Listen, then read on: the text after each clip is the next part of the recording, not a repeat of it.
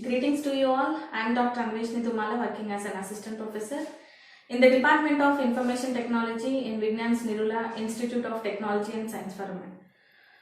So today we are going to discuss the comparison among different modifications that are done to the TCP. Right? In the previous class we have seen what all the modifications that we can do to this TCP so that it can support mobility of the devices, right?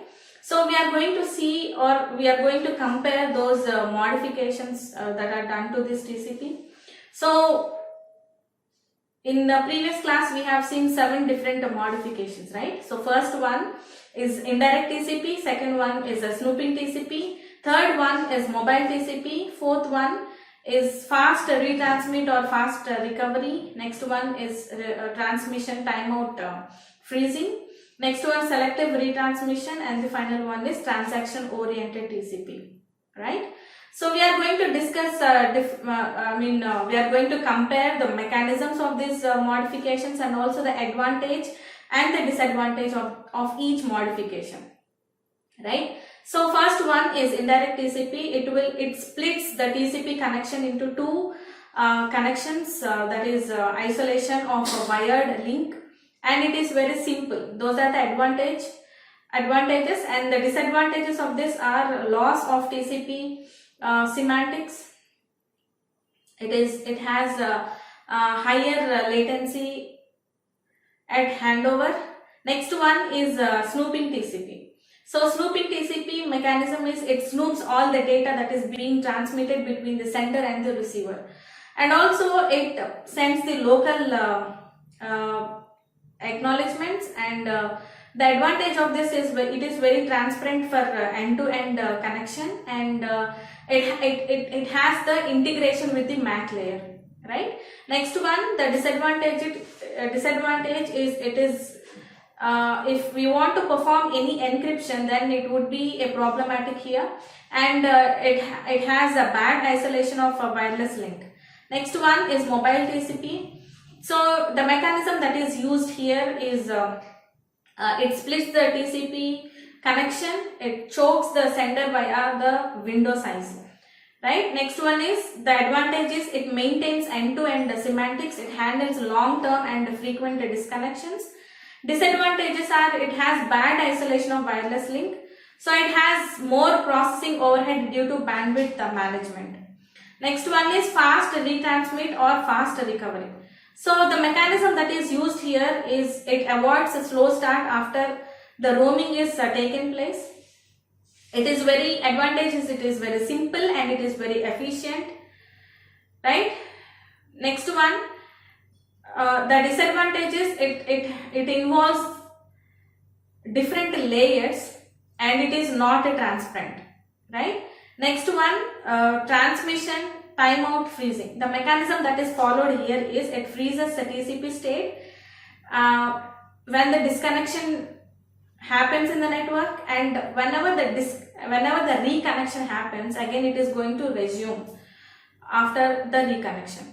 The advantage here is it is independent of the content or encryption, so which is good if any encryption data has to be sent, and also it works for longer interrupts. So here even it supports longer interruptions. So before the interruption takes place, we are freezing the timer. Whenever the reconnection happens, then we are resuming the timer. Next one, disadvantages are it requires the changes in TCP, and it is MAC dependent, because MAC layer is the one who is informing this TCP that interruption is going to happen. Next one, selective retransmission. Here the mechanism that is used is it retransmits only the lost data, not all the data, right? So advantages are it is very efficient. So because we are using the bandwidth efficiently, because we are not sending all the frames, but we are sending only the lost frame, right? So selectively we are retransmitting. Next one, disadvantages are it is slightly more complex, and also the receiver it requires more buffer. Next one, transaction oriented TCP. So this combines connection setup, release and also data transmission. We have discussed the three phases, right? So connection establishment, data transfer and also connection termination. So advantage of this is it is very efficient for certain applications. So also disadvantage is it requires changes in the TCP and it is not transparent. So that is all about the modifications that are done to the TCP, and these are the comparisons in which we have discussed mechanism, advantages and also disadvantages. So now we are going to see transaction models. So in this we are going to see, like, transaction is a set of operations that are done on the data, right? So database is a collection of records. So on those records we are going to perform some operations, and group of those operations we are calling a transaction. So each time we are performing a transaction on the data, it has to achieve some properties. So those properties we are calling it ACID properties, ACID, right? So A is meant for atomicity, C is meant for consistency, I is meant for isolation and D is meant for durability. Now let's see them one by one. So atomicity, in the sense we are performing the operation in completely. We are completely performing the operation, right? So all operations of a transaction must be complete. In case a transaction cannot be completed, it must be undone. It must be undone. That is, we are rolling back. So operations in a transaction are assumed to be one indivisible unit, that is atomic unit. So either we have to perform the operations completely, or if there is any problem in the middle, so we have to roll back to the original state, right? So that is atomicity. Next one is consistency. A transaction must be such that it preserves the integrity constraints and it follows the declared consistency rules for a given database. See, for example, if we are maintaining a bank database, then what happens?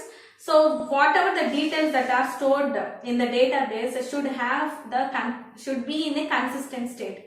In the sense, see, every account should have a minimum balance, right?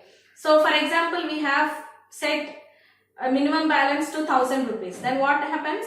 See, though you are performing a transaction on the database, it should preserve that consistency.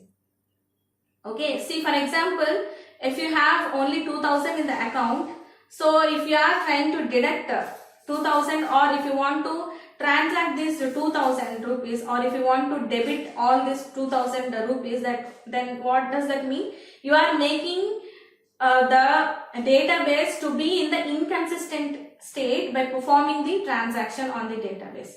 So here, to achieve the consistent state of the database, so you have to preserve that constraints, right?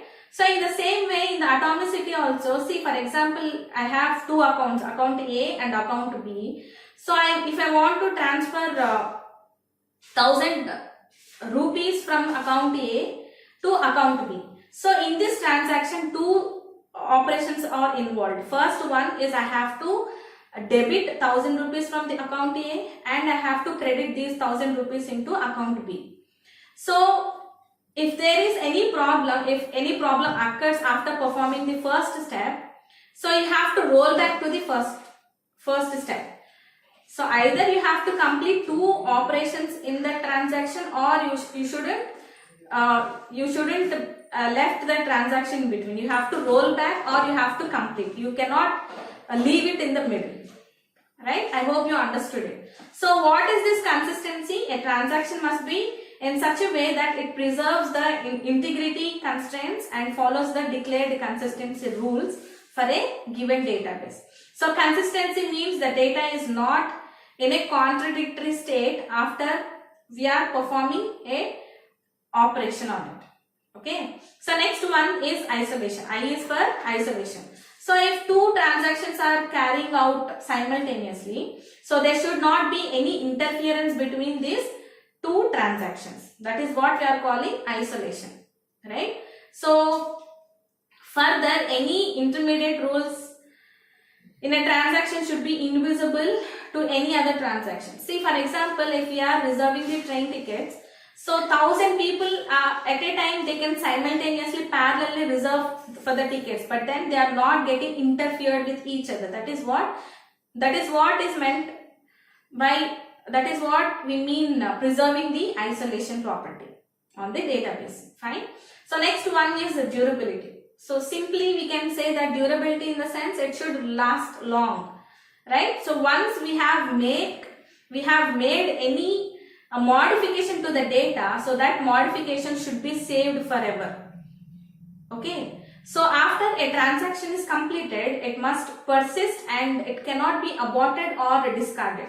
So for example, in a transaction entitling the transfer of a balance from account A to account B, once the transfer is completed and finished, there shouldn't be any rollback, right? So whenever we are performing, see, if we want to transmit 1,000 rupees from account A to account B, once we have debited and credited 1,000 rupees to account B, then that 1,000 rupees should be present in account B only, right? So that modification should be last. So whenever we are performing that operation, 1,000 rupees are transferred. So after 10 minutes, if the 1,000 rupees again credited back in the account A, means it is meaningless, right? So whenever you are performing any operation, it should be complete, and also it should be it should be saved forever, right? So next one, so here we are going to see ADO.NET transaction model. So it has a few commands that are used to perform these transactions on the database. So first one is begin transaction, second one is commit, and the third one is rollback. Okay, autosave is also there. Specifically, we are going to see these three commands, right? So begin transaction, it is used to begin a transaction. So any operation after begin transaction is assumed to be a part of the transaction till the commit transaction command or the rollback transaction command is performed. So example you can see on the screen, like we have connection A dot open function. In that we have taken transaction A is equal to connection A dot begin transaction. So whatever we have written in this begin transaction will come under those in that one transaction, right? So here connection A and transaction A are two distinct objects. So next command is commit. So this is used to commit the transaction operations that were carried. So commit in the sense we are saving what all the modifications or operations that we have done on the database. So after the begin transaction command and up to this command, so in between all the things, see we have begin transaction and we also committing the transaction. So all the operations that are between this begin transaction and the commit are going to be saved. Okay. So example for this is transaction A dot commit. So all statements between begin transaction and commit must execute automatically. Right. Next one, third one is rollback. It is used to roll back the transaction. Rollback in the sense we are going back to the original state.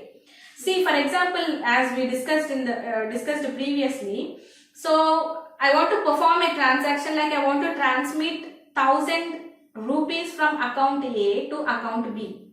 So this is the transaction I would like to perform. So it involved two operations, right? First one is I have to debit 1,000 rupees from account A and I have to credit 1,000 rupees into account B. So two operations are in one transaction, right? So after performing first operation, assume that the system is crashed or some power cut problem or some system error is occurred. So then what happens? Suddenly the transaction is half performed. Okay. So now what we have to do? We have to roll back. We have to credit these 1,000 rupees back to account A. That means we are maintaining the consistency of the data, right? So that is rollback in the sense going back to the original state. So it is used to roll back. Rollback command is used to roll back the transaction in case any exception is generated after the begin transaction command is executed.